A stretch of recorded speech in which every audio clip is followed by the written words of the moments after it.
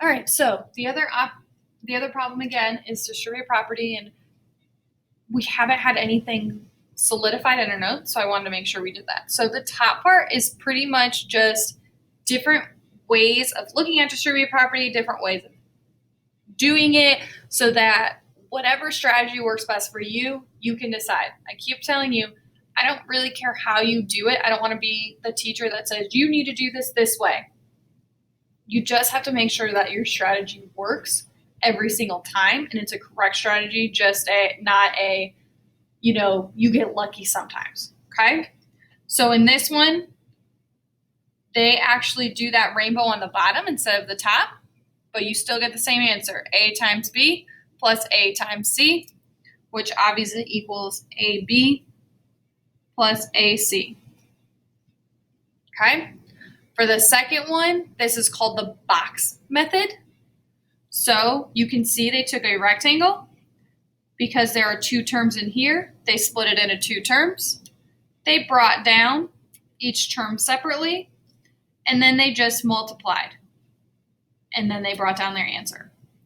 So if for some reason you would end up with a positive here, this would just be a plus sign. Okay? That's all they did for this. And that's a fine strategy as well.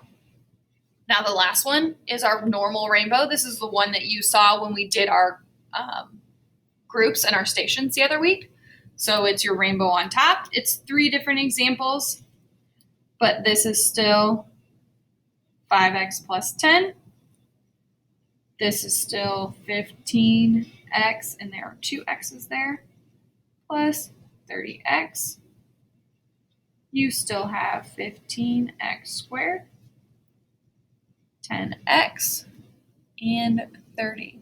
Okay? Keeping in mind that these are as far as you can go, because when you think about our combining like terms in our trees, none of them have the same tree. Okay? So whatever strategy works for you is the one that we're going to look at down here. So I'm going to start with the rainbow. So I have 4 times x, which is 4x, plus, because that's the sign in the middle, and 4 times 3, which is 12. Okay?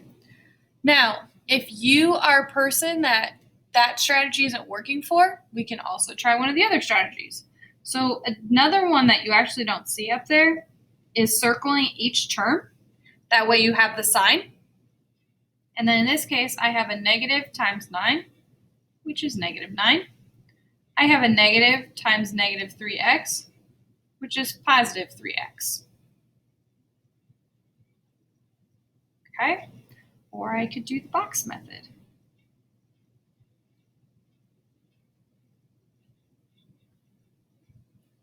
Negative 3 times negative x is 3x. Negative 3 times negative 2 is 6. So this would be 3x plus 6. Okay? Or again, there's one more way.